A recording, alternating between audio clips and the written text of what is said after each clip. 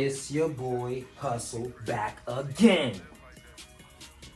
Back with another video today, man. I was gonna do some story time with the jewelry stuff. I was gonna tell you about the moissanite, natural diamonds, and lab diamonds. But I decided, man, before I get into all that, y'all need to actually know who you're talking to, who you're dealing with. And this video, man, I want to speak on how tattooing saved my life from jail, saved my life from death, and just saved me from the streets in general, man. Tattooing, man, it's crazy how it all happened. So in order for me to really get out the story, I gotta take you way, way, way back. Alright? I ain't even gonna make this video too long because I'm gonna give y'all some more parts to it. Cause I can spend hours talking about my whole tattoo journey, how I scaled it to where it's at, how it brought me to the point that I'm at now in life, and the past of it all. But I'm gonna just take y'all back to when I first actually started, man. The journey is crazy, you know what I'm saying? It's definitely crazy, man. And it started, like, I was always into art. Art was always my thing. I was always into art as a youngin', I used to draw. I draw in the second grade, win art contests from drawing. I used to draw portraits and stuff when Google first came out, just looking up Eazy-E, Dr. Dre photos, all that. So I was always into art. But to be honest with you, drawing, art, painting, and all that really has nothing to do with tattoos, if I can be honest with you. Really tattooing, no matter how good you are on art, you gotta learn it from scratch, for real. So for me, man, like when it very first started for me, I was in the 11th grade and I had an art teacher, man. I'm gonna pop her up right here. Sweet soul, beautiful lady. She was one of them teachers that wasn't too pushy, if you do it, you do it. If you don't, you don't. The choice is yours. That was how she was. So she gave us this art project one time, man. And, with the art project, she was pretty much like, how could we see ourselves utilizing ourselves in our art outside of the normal stuff that you may see, like drawing, like painting, like, architect work or sculpting work or whatever the case may be. She just said, how could we see ourselves doing something differently? So the first thing that came to mind was tattooing. That was the first thing that came to my mind. At the time, I had no aspirations to be a tattoo artist at the time. So she just asked, like, how could we see ourselves doing it? And man, throughout her asking that, my mind started to wander, and at the time we had a big folder, about like this size, like a big size folder, and I drew a tattoo machine with a little bolt and a box coming from it, because my mind just really started to go into, the course of tattooing, what actually the ins and outs of tattooing is. So from her asking that, it led me to go home, do my research on how tattoo artists actually start, you know what I'm saying? Like, started to look up some tattoo artists, and this was back in 2000 and shit. I graduated 2013, so this was 2011, around that time. Tattooing was not that big back then. Like, it's really started to get popular over the past 5 to 7 years or so. It really started to pop. So during this time period, man, I just went back home, started to look into a lot of things in tattooing, and really, one thing that inspired me was, it was really hard to see artists really working and promoting and advertising good work on dark skin. Not too many artists really wanted to do so, you know what I'm saying? And I'm not, not getting into the whole racial thing here, not boiling into a bubble, but at the time, it just wasn't too publicized. And as I grew into tattooing, I understood why, just because brown skin is a little harder to work with, and the darker the tone, the harder it is for your work to actually show up. So some artists do just stay away from it in general. Some artists don't care, they take on every skin complexion that come their way. So that was one thing that inspired me to like, I would always like to set the tone. I always like to do things that people not doing or things that people find challenging to do. So that was one thing that kind of made me like, all right, I'm about to get into this, boom. So from that one art project that she gave us, man, that's when I just went all in. I ordered a tattoo kit off eBay. I found out most of the stuff you order be bad, you know what I'm saying? You gonna throw most of it away, from the needles to the inks to the machines to your power supply, all that stuff you really gonna throw away. But I didn't give up, as I started, man, I just started tattooing on my legs, like doing a little work on my legs or whatnot, you know what I'm saying? This stuff go all the way up, my whole body. It come all the way up here, you know what I'm saying? I started doing work there. I started doing work on both my legs, did some work on my girl, her sisters. And then once I got comfortable with tattooing myself, that's when I actually started like, okay, let me accept other canvases or whatnot. I started doing some of the guys around the way, some of the friends or whatnot. And for me, man, it started off, I used to always buy shoes, clothes, everything like that, and I just knew how to sell it. So I really was always a hustler. That's why this channel says Hard Hustle. I always was a hustler. I always knew how to turn nothing into something. You know what I'm saying? I always knew how to go get my own money. Since I was 5 years old, I've been getting my own money for real. Started paying for all my own things around the age of like 13 or so, 12 or 13. I started buying all my own things, from shoes to clothes to anything that I wanted. You know what I'm saying? My mother stopped spending her money on it, which she never really spent much, which is one of the things that inspired me to go and get my own money, because she never really had it to spend. So said, man, I just always knew how to do that. And then I took my money from me, you know, selling my shoes. I mean, I sold a bunch of shoes. I had like 40 something pair of shoes at the time.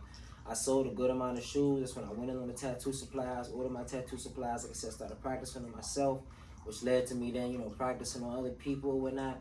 And then this just, when it started off, it was just weekend money for me. Like, I just knew every weekend I'm leaving my mother's, I'm going to PG, and I started off tattooing around Saratoga and DC. You know, if you know, you know. And if you was a real live OG true supporter, you knew when I was walking to Rhode Island Station to come pick y'all up. You know what I'm saying? Walk you to Juice Joe, we do knock the tattoo out, and then I walk you back to the station to make sure you made it back safely. Around that time, you know, I was a little young, and I was like 17 still, you know, toting that little thing on me, you know. But like I said, man, tattooing saved me from the streets. You know what I'm saying? So that's where it started at, you know what I'm saying, out DC, around Saratoga. And like I said, when it first started, it was just weekend money for me. I was just making a cool $300 to $500 every weekend, and that was good money for me around that time, man. It gave me enough to go and buy my little BS stuff, you know, bottles, whatever party or club we going to. I had enough money to put up on it. And at that time, if you know about go-go's and stuff, you know we have all ages here in the DMV. So you have 13-year-olds in the same club with 35-year-olds. Like, it wasn't, that's why it's called all ages, because it ain't no age limit. It's the DMV though. That's how we get down. You know what I'm saying? So around that time, like I said, it was just weekend money for me, man. So I started at 17. You know, I was grinding it up. And I stopped at 18. You know what I'm saying? And when I stopped at 18, it was like because my mother's boyfriend at the time, which now her husband, you know, he asked me, mind you, it's the first man she ever brought me around in my lifetime, or all that. I never knew my father growing up, didn't know his name, face, nothing like that. That's another story for another day. You know what I'm saying? Like I said, there's a channel going on, y'all can get to know the man behind the camera a little more. But you know, he had asked me, you know, what do you want to do when you graduate? And I told them both that I want to do tattooing. And he went on his computer real quick and looked it up, and he seen that tattoo artists only make like $35,000 a year at the time. That's what Google said. But the whole time, even looking back right now, like they were still making more back then. But you would really have to do your deep digging to see artists making six figures even way back then. So he told me that, and I was like, man, it was kind of like, you know, demotivating, because I knew I wanted to make at least 100,000. I knew that in school. I always did my research on what a six-figure lifestyle can actually do for you and your family or whatnot. So I always knew I at least wanted to make six figures. And once I seen that, you know, it didn't show that on file, Google or whatnot, it kind of demotivated me, so I stopped at 18. That's when I decided, all right, I need to get a job, join the workforce, and actually start grinding my way up. So I'm gonna give y'all my jobs real quick. You know, I didn't work much for long. You know, 18 years old, New Balance store. From 18 to 19, I worked there. From 19 to about 20, I worked at CarMax, detailing cars, getting cars ready for the showroom and for sales and stuff. And then after that, I got the dream job that I wanted, which was plumbing, because I know I can make six figures in the plumbing, right? You know, so it's a trade. I know I was always good with my hands and tools and everything. So that's when I got into plumbing. I did that for 4 months, literally. They was paying me $10 an hour in plumbing, and I was working right next to the people that was making $50 an hour, and we're doing the same line of work. That was how fast that I learned the trade or whatnot. I was working on the construction side of plumbing, so it wasn't no spoon feeding. They threw you out there to the wolves. You had to learn it, and if you learned it, you learned it. If not, it was easy for you to quit.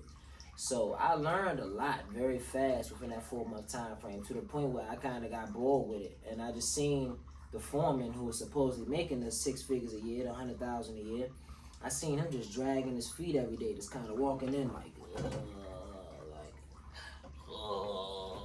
So I'm like, man, you know, he wasn't inspiring at all to talk about family or nice home or anything like that. So I didn't really get much inspiration from him, or not really much of my coworkers neither. But I would say 2 of my coworkers I really got close with, my man D Major and my man Byron. You know, we would always have very close sentimental talks, and those helped me get through day by day or whatnot. As I was just finding the trade more, because they already been into the trade. So like I said, I did plumbing for 4 months, man, and I was on a job site, and around that time, like, life was always just crazy during the time of me working. Like I just had so much stuff going on in the streets, you know what I'm saying, from crime things and my friends, and this, that, and the third going on. I quit plumbing when I was about 21 years old, turning 22. That's when I got my first apartment. That's when everything kind of kicked off and jumped for me. But before then, the ages 20, 19, man, I had some of my friends going to jail for 30 years. You know, we was doing our little thing, you know what I'm saying? They got their 2 charges, 30 years. Some of my friends got 48 years. You know, some of my friends actually died right next to me. One of my men actually died right next to me at a party, you know what I'm saying? And long live DJ, you know what I'm saying? That was an experience, man. I had so many shooting interactions, you know. I was always toting a gun every weekend, you know. Me and Harry, shout out Big Bash, you know. Me, Harry, Chuck Daniel, we doing our thing. We toting guns every weekend. We at this party, that party, drinking, you know what I'm saying? And it was just very hectic. Like I was deep into crime and deep in the streets. And at the time, I just started going hard because I'm like, I don't even know if I'm gonna make it to C21, so I'm gonna live it up. And around that time, it's like, you know, honestly speaking, when you come from that background, it's like it's glorified when you kind of die young, or you know, you see yourself on a shirt and people all praising you and wearing a shirt with your face on it. Like it was kind of glorified for coming from the DC and Maryland, so to say. Virginia as well too, but mainly DC and Maryland from what I know. You know what I'm saying? It's not too many places in Virginia that get down like DC and Maryland. So around that time, like I said, I just knew I'm at 21. That might be, you know, I hope I make it to see that. But right now, we about to go dig hard, you know, for the moment, for the time being. So, man, like I said, man, I started toting guns from the age of 15 on up. You know what I'm saying? 15 on up, I always kept a gun with me. You know what I'm saying? It wasn't necessarily on me all the time, but I always had a gun in arm's reach. I gotta go in the house and get it real quick. Or around the time of 17 on up is when I really started toting all the time. You know what I'm saying? Because we was doing things with them too. You know what I'm saying? I wasn't just carrying a gun just to carry a gun, one. And two, the streets started to really get real heavy, you know, from who we was dealing with and people around us and all that started to get real heavy. You know, that was when stuff was really hectic. For my brother got shot next to me. I had people pulling Mac 11s on me. I'm telling them to bust that jump. I'm still going at them. Like, nigga pulled a Mac 11 one time. That nigga bust that jump. Like, you got a Mac? Bust that jump. Like, I was, my heart was always, you know, my heart was always there. You know, it was always big. And that was just every time somebody pulled a gun on me in general, I told them, shoot it. And I'm walking towards them. I'm going to walk you down when you do that. But now looking back at it, I was playing with my life. I'm gambling with my life because I done seen people die like that too. You know what I'm saying? So it's like, it wasn't really no way to be. My grandfather raised me not to be scared of guns. At 10 years old, we was always shooting guns or whatnot. So he just raised me to never really fear a gun. You know, it's the man behind the gun and who are they and, you know, what are they willing to do for real. So I was willing to push that button, man. But like I said, as I grew older, I grew wiser. I started to see people going to jail, people dying, and the streets just taking over people, man. You know, the person that was on today would be off tomorrow. So I started to really realize the streets ain't it. And, you know, around the age of 21, turning 22, say 19 to 20 was when all the street stuff was real hectic. 17, really 15, 16, 17, it was hectic too. But now 17, 18, 19 is when me and the whips, we drive, and so we all over with it now, you know what I'm saying? And I grew up in one of the most dangerous neighborhoods out of my area anyway. So it was always going on, it was always around me. But around the age of 21, 22 was when I actually had my son, because I was like, I don't know how much longer I'm gonna live. I've been with my girl already for about, like 6 years now, 7 years, around the time of me having my son. So I'm like, matter of fact, I think like 8 years, somewhere around that time. So I'm like, man, you know, I already knew I wanted her to have my child. So I'm like, you know, I don't know how much longer I'm gonna be here. I ain't really say that to her directly, but I just told her, let's have a baby, you know what I'm saying?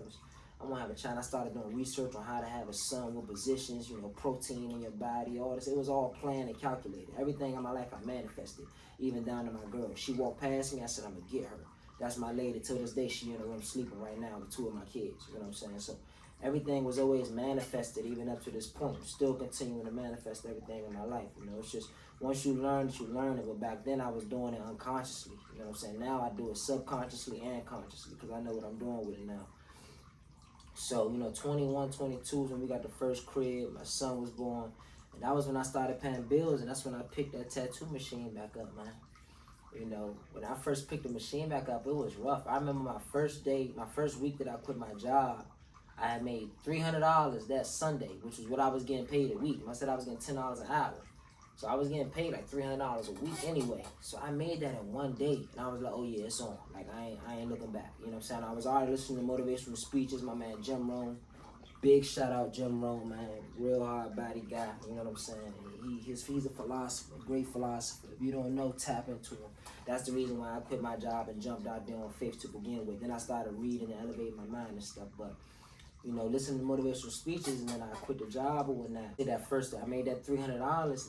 And then shortly after that, I made like $1,700 in 1 week. Like a few months after that, I made $1,700 in 1 week. So I'm like, damn, I just made my rent in 1 week. So it was a bunch of ups and downs, but whenever I would have these moments where I realized like, okay, it's working. You know what I'm saying? I just kept doing that for real. I just kept working it because it was working. Alright, so, you know, 21, 22, mind you, struggle, man. 21, 22, you know, so we had our first apartment. Me and my girl got into it. We went through a little breakup or whatnot for like 10 months. For that 1 year time frame, I became the owner of a 1,400 square foot shop. Alright, so I got my shop now. You know what I'm saying? I got my shop and paying rent at the shop, $1,800 at the shop, and paying like $1,500 at the crib. So I was paying that very early on, 22, 23 years old, around them ages with that. Very early on, I was paying those numbers. So we go through our little breakup, and I'm standing at the shop, standing down. I was stacking crazy though. I was looking real bummy. I was wearing the same things every day, but my money was, I was up. You know what I'm saying? I was up crazy. So within that 2 year time frame when we quit my job, I also scaled tattooing to 6 figures. I had my receipt book. I got like 5 or 6 of these things filled up, maybe more honestly, maybe 7 of these things filled up. 7 of these things filled up that I had over the course of years, and this is what showed me that I made 100,000 within 2 years of me tattooing. It started off like 45, like 40,000 that first year or whatnot. You know what I'm saying? When I was like 21, when I jumped back out there, and then by 22, I had made like 70, 80 or something. You know what I'm saying? And then by the time, remember I said I jumped back out there at 21. So from 21 to 23, it took that 2 years, and I scaled it to 6 figures. By the time I was 23 was when I made my first $100,000 with tattooing, with just my machine. I never did nothing else on the side, no scamming, no trapping, no none of that. Once I left the streets alone, I dropped the streets. I had my son and my family to pay attention to, and then I was stepping into business and entrepreneurship, so I really took it serious. So that's when I made my first 100,000 at 23 years old. I was a shop owner. Man, I went and bought the convertible Benz that I wanted, cash, you know what I'm saying? Like, that's when I really started, like, man, and my dreams was, you know, it was really in my face or whatnot. And that's also when I started traveling to Miami every single month. It was around the age of 23 years old, 23, 24. And I've been going out there for about 3 years monthly, so that also became another expense on my end. So I had my shop that I was paying $1,800 for, which eventually went up to $2,000. My cribs was $1,500 that first year. After that, it was always $1,800 plus. You know what I'm saying? $1,800, $2,000 around those. So I had those two, and then I started going to Miami. When I first started going to Miami, I was paying like $5,000 a month, to be honest with y'all. My first 3 months, somebody that I had met, my brother had looked out for me and said I could stay with him, and he just kept on up and up and up. And that's a very long story for another day. Shout out to my guy Raul though, you know what I'm saying? Raul, me and him locked in, you know, we still close to this day. I just seen my guy, I just seen my brother, you know what I'm saying? But the other dude that who invited me in, man, you know, I ain't even gonna speak on his name. He had kind of flipped the switch on me, turned into something else or whatnot. So he thought he was gonna stop me from coming to Miami though, but I knew I wanted to move my family out there, so that wasn't happening, you know what I'm saying? So when I first started off, I was doing the Airbnb out there, and I was doing that, man. I'd be staying in the Airbnb for 10 to 14 days out Miami. So I would go to Maryland and DC. I'm out in Maryland, I make the money, and I would take it to Miami that month or the next month or whatever. And it just, the cycle just kept going like that to the point where I was going every single month. I drove my car out there. I went out there April of 2020, what was that, 2019. I went out there April 2019. For the first time in my life, and I drove my car out there that June, and I left my car out there by the airport so I could fly back and forth every time. And I knew that was going to motivate me to come back to my car because I just bought the car. I started flying back and forth. Like I said, man, spending 10 to 14 days out there. When I started on the Airbnb, I'm spending like $5,000 or whatnot. So I'm spending $5,000 there, spending $2,000 or $1,800 at the shop. At the time it was $1,800, then another $1,800 in my crib. So that's when my bills started to be like $7,000, $8,000. This was 2019. It's 2023 right now. My bills ain't never really touched lower than that. Then right now, I just gave a shop up. April, we in May right now. I just gave a shop up. My bills are just now starting to really come down to a simmer point. But I've always been handling and maintaining it. You know what I'm saying? Sometimes things will start to swamp me, things will get heavy on me, but I'm big on handling my business, so I never really let it swallow me or take me under. You know what I'm saying? And that just inspired me to keep going harder, man. So I'm doing Miami, the shop opening up. I got tenants in there, you know, the tenants paying me or whatnot. I partnered with one of my men and another female that grew up in my neighborhood. You know, we partnered up. Shout out to Big Money Take, you know what I'm saying? We partnered up and did our thing or whatnot. And shout out to Ben Jamie too, you know what I'm saying? Shout out to Bunk too. And you know, we did our thing and whatnot. We scaled the shop. You know, we got a lot of people in there. I went through several different tenants in and out of the shop. And that was a good journey in itself, man. That was a good journey in itself, but pretty much, like I said, I'm gonna bring y'all back to explain a lot more to my tattoo career, different stories, different outlines and whatnot. But tattooing saved my life, man, because like I said, I stopped doing so much in the streets, and I still had friends that would come get tatted that was associated to me in the streets and knew me in the streets, and they'll come through and I just hear their stories and how they still got dumb things going on and all that, man. And it was actually coming close to either jail or death, you know what I'm saying? So I said, this machine right here, man, this machine, not this specific one, but this tattoo machine, man, is something that cost, at the time, it was like $400 or $500. This one was $700 when I bought it. This thing saved my life, man. Something so small saved my life, because without it, I was neck deep in the streets, and you know, it was there, man. When it start happening, when things start happening close around you, like I said, your friends getting locked up and dying or whatnot, it's only a matter of time until it happened to you. But I was always wise, I was always smart when I was in the streets. I was always the one to be aware of what's going on around me, within me, and the future. You know what I'm saying? I'm always trying to plan for the future. So once I realized things just was like, nah, like that ain't it, this ain't it, that ain't it, I would drop it and stop doing the things that I was doing, you know what I'm saying? And I just pick up the next, you know what I'm saying? I had my little glimpse of selling drugs. That was before I was tattooing, but I never really had to do that. How I was getting my money in the streets, I always knew how to get it that way, which I ain't even gonna speak on. That's another story for another day as well too. Right now, I'm just specifically telling y'all how tattooing has saved me from the streets, jail, and death, you know what I'm saying?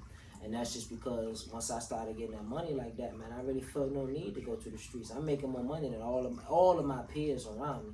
And within that 2 years, me making $100,000, I was making more than most people in my family. You know what I'm saying? So I realized, like, damn, you know, you're just chasing your dreams. Within 2 years, I was doing $100,000, which at the time seemed far-fetched. But like I said, $100,000, had my shop, you know, the car, my dream car at the time, convertible Benz, CLK 500, big boy. You know what I'm saying?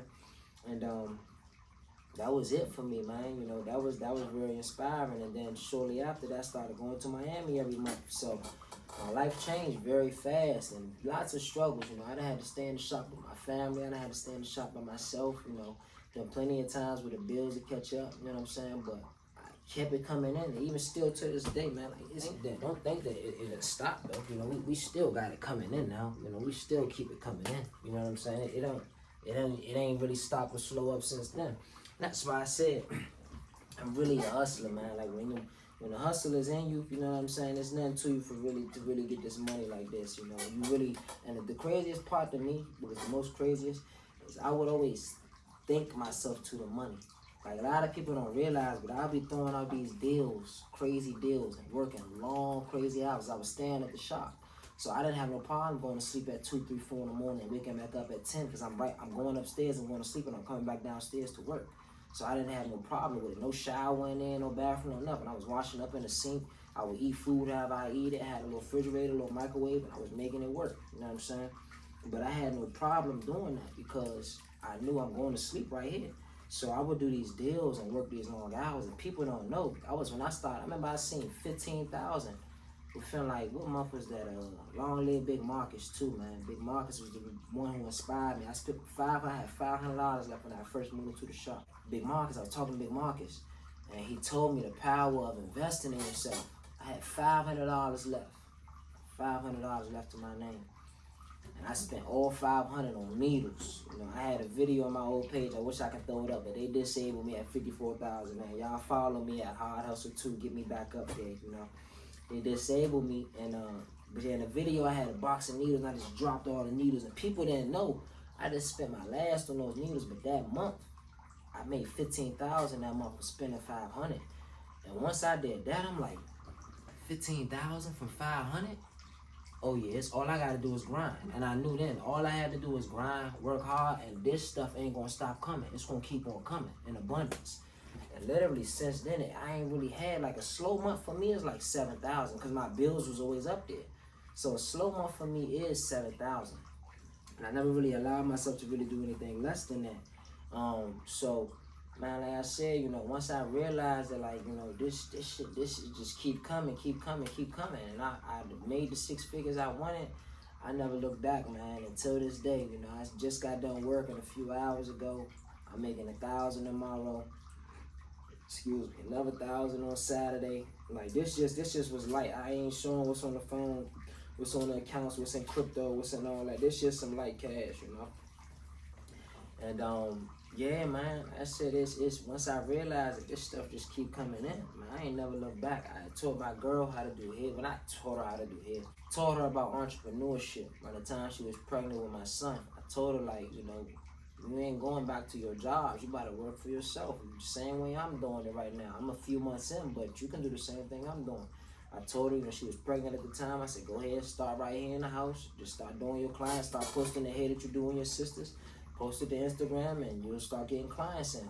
And literally, she started getting clients in. And shout out to my baby, because she doing numbers too. She make a lot more money than a lot of dudes do. You know what I'm saying? And yeah, man, like I said, we done had our ups and downs for sure since then. Big sacrifices. That's like I said, the story is so long. Like one day I'm gonna actually sit down, and this is just a brief introduction how tattooing saved my life. But when I actually give y'all my journey story, you know what I'm saying? I'm moving to Miami next month as well too. So once I go out there, turn it up some more, and I give y'all my journey story from Maryland to Miami, from then to now, that's when I'm gonna go in depth. Might be like an hour-long video, but it's gonna be very inspirational, very motivational, and I ain't gonna miss no details. I'm gonna make sure I got it all written out. I even got my phone, man. Let me show y'all this shit in my phone real quick, like. And then this is when my son was first born, like this when he was a baby. Still have it coming in. Remember I told you I made that 1,700. Dreams come true. 1,500, man. I was in my apartment. I was staying, and that's why I said the money, this stuff just kept coming in, man. This when me and my family, we had to stay at my man's house for like 3 months one time. Cause we was going through a little rough patch. We had to stay there for some months or whatnot. I said, bro, give me 3 months and we gonna be out of here. I told him, give me 3 months and we gonna be out of here. And he had sister, his mother, and all that. Very warm welcome, you know what I'm saying? I love Miss Deanie, Tyree, Monet, all that, love the family. I told him, give me 3 months and we gonna be out of here, you know what I'm saying? Man, we stayed there for 3 months. Bro was doing my bookings, you know what I'm saying? He was managing, me and Ty was knocking it out. We was working crazy, you know what I'm saying? I ran up 9,000 in 3 months. We ran up 9,000. I ran up 9. I ran up majority. My girl was also contributing towards it a little bit too. I probably ran up 7. She probably ran up 2 real quick. While I was still paying bills, I still had my shop. You know what I'm saying? I just wasn't staying at the shop at the time. I still had my shop. Didn't have a crib, and I was still going to Miami. So I was still paying like 5,000 a month in bills. So during them 3 months, I still kicked out like 15,000 in bills, or not 15 plus. But stayed down real quick. And ran up that 9, and then we got back into a 3-bedroom apartment. You know what I'm saying? All glory to God. We got back into a 3-bedroom apartment. Yeah, man, so, God is good, because, like I said, tattooing saved me in ways that I can't even explain, man. One day I'm going to really go through my camera roll and really show y'all, what's going on. If it wasn't for tattooing, there's no telling. I can't even say it's no telling where I would be, because I knew where I would be if it wasn't for tattooing. You know what I'm saying? It's either jail or death, because that was the road that I was going down heavy before I picked that machine back up. And I was always into it my whole life. So once I picked it back up, man, it brought me back to my true self.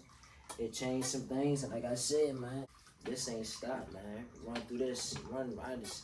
And honestly, to be honest with y'all, like that's why my neck said God's plan, and my face mean God. My face said God is greater than your highs and lows, because I truly give all glory to God, because I ain't had no boatload of money yet. This has changed. Like all this stuff, man, $10,000, $10,000 15, 20, that stuff has changed, you know what I'm saying?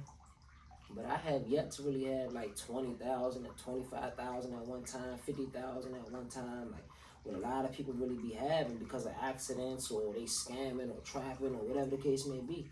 I ain't had that yet, but I always stayed down. I'm spending $90,000 a year on bills, and I still make a little bit extra to do what I do with my family. So I always give glory to God because although, yeah, I ain't had that yet to play with it how I would like to, he still kept me in a very prosperous space. I always knew that I'm handling my business, I'm handling my dues, I'm paying my sacrifices now for what's to come in the future.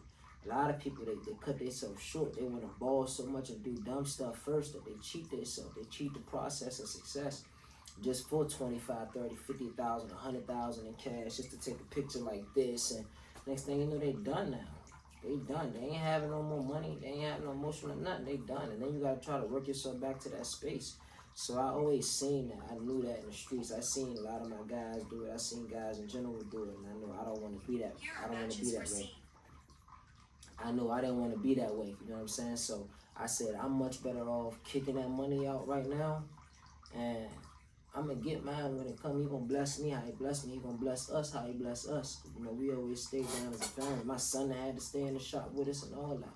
And I'm still paying $6,000, $7,000 a month in bills. You know what I'm saying? Like during them times. So I always knew I'm paying a much greater sacrifice than most of my peers and most people that I know.